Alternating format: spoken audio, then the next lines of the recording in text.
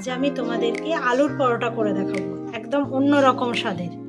তার জন্য আমার লাগছে আলু, আমি সেদ্ধ করে নিয়েছি। লাগছে পেঁয়াজ কুচি, আদা কুচি আমি 1 চামচ মতো নিয়েছি, রসুন কুচি 1 চামচ, কাঁচা লঙ্কা কুচি, ধনেপাতা কুচি, সাদা তেল, সর্ষের তেল, ময়দা, আটা 1 বাটি নিয়েছি, ময়দাও 1 বাটি নিয়েছি, আর লাগছে নুন আর হলুদ। এই দিয়েই আমি তোমাদেরকে আজকে আলুর পরোটা করে দেখাবো। আপনারা একটু সর্ষের তেল দেবেন।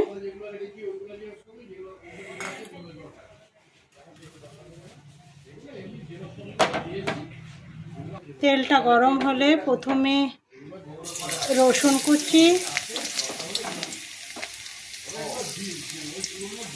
আদা কুচি,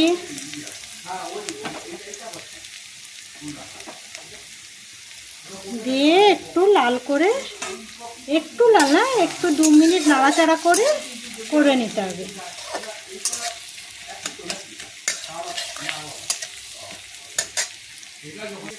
একটু লাল লাল হয়ে গেলে আমি এর মধ্যে পেঁয়াজ কুচিটা দিয়ে দেবো।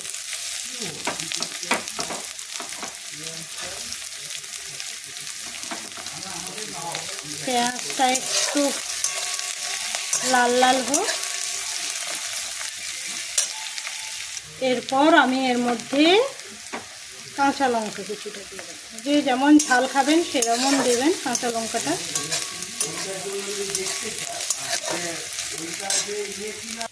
এরপর আমি এর মধ্যে আলুগুলোকে জাস্ট হাত দিয়ে ভেঙে ভেঙে দিয়ে দেবো।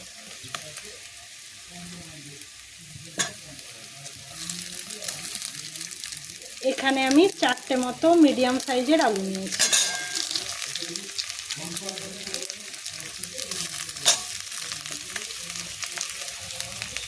এই দেখুন আলুটা আমি ভেঙে ভেঙে দিয়েছি।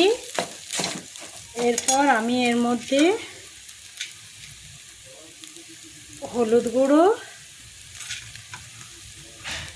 আর নুনটা পরিমাণ মতো আপনারা দিয়ে দেবেন। দিয়ে আলুটাকে একটু ভালো করে লাল করে ভাজতে হবে একটু সময় নিয়ে।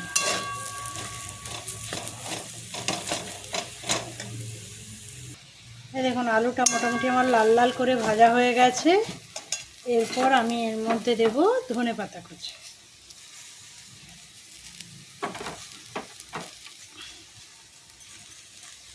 ধনেপাতাটাকে ভালো করে মিশিয়ে নিতে হবে।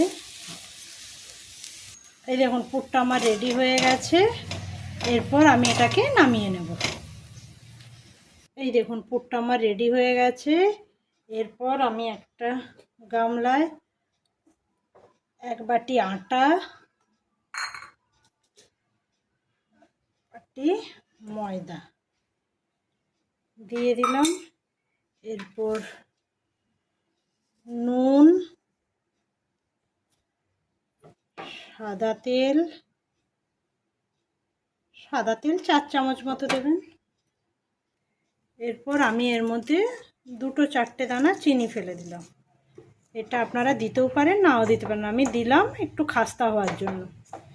এরপরে হাত দিয়ে ভালো করে ময়নটাকে মেখে নিতে হবে।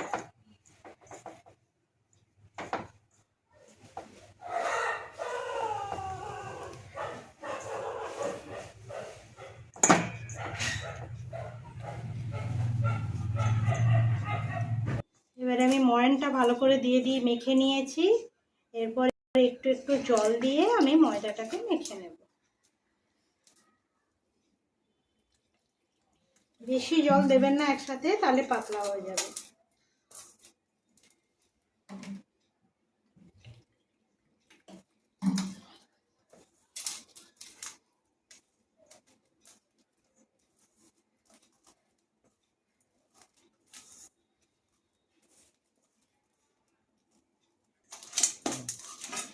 এই দেখুন মাথাটা খুব বেশি শক্তও নয়, খুব বেশি নরমও নয়, মিডিয়াম মতো মেখে আমি উপর থেকে একটু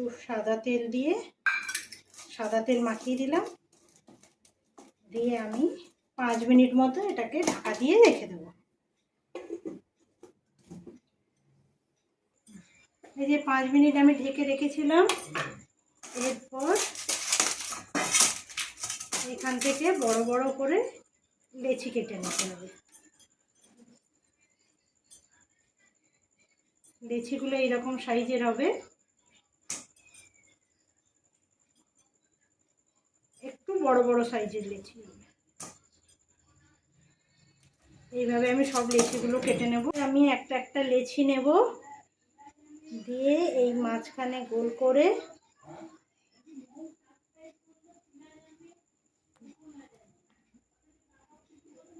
আর যতটা পরিমাণ লেচি নেবেন ততটা পরিমাণই আলুর পুর দেবেন, দেখবেন তাতে আলুর পরোটাটা ভালো হয়। আলুর পুরটা ঢুকিয়ে এইভাবে মুখটা বন্ধ করে দেবেন।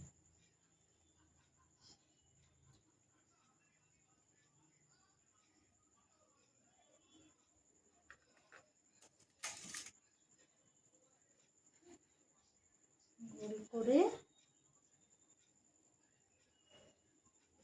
কম আলুর পুর হয়ে গেলে কিন্তু খেতে ভালো লাগবে না। যেমন আটার লেচির সাইজ হবে তেমনই আলুটা দেবেন।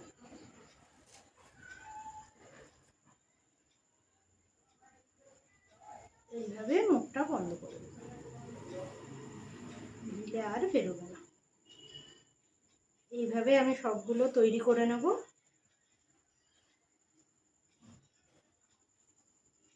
আমি আলুর পরোটাগুলো সব পুর ভরে রেডি করে নিয়েছি। এরপর একটা একটা করে বেলবো আমি। প্রথমে একটু ময়দা ছিটিয়ে নেবেন, তারপর আলতো আলতো ভাবে বেলবেন। খুব বেশি প্রেসার দেবেন না, তাহলে কিন্তু আলুগুলো বেরিয়ে যাবে।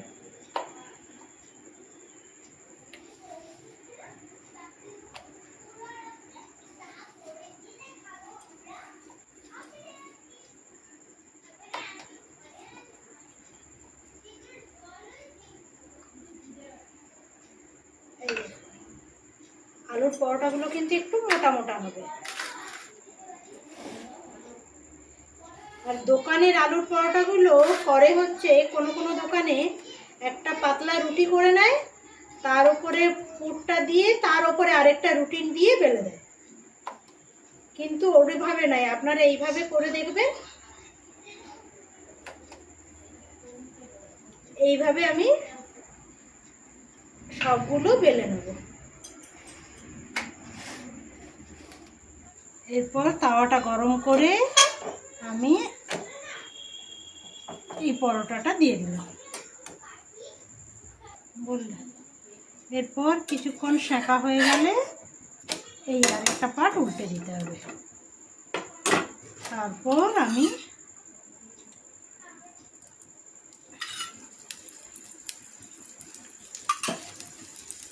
একটু তেল দিলাম, তেল দিয়ে এবারে এই আলুর পরোটাগুলো লাল লাল করে ভেজে নেব।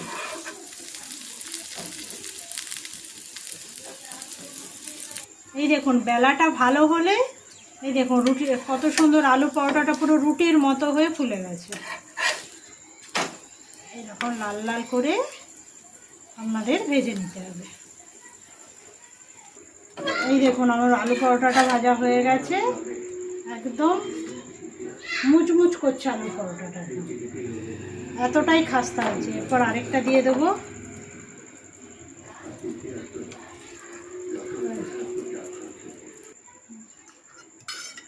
এই যে আমার সেঁকা হয়ে গেছে, এরপর আমি 1 চামচ মতো তেল দিয়ে দেবো।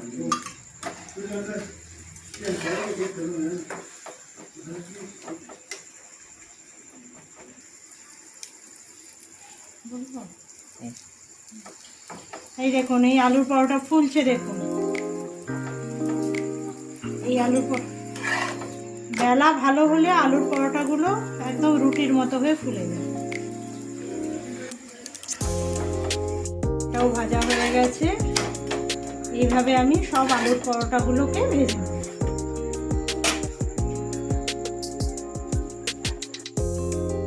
এই দেখুন আমার আলুর পরোটাগুলো ভাজা হয়ে গেছে। এইভাবে আপনারা একবার বানিয়ে দেখুন, আর অবশ্যই আমাকে কমেন্ট করে জানান কেমন হয়েছে। আর এইরকম নতুন নতুন রান্নার রেসিপি পেতে আমার চ্যানেলটিকে অবশ্যই আপনারা একটু সাবস্ক্রাইব করুন।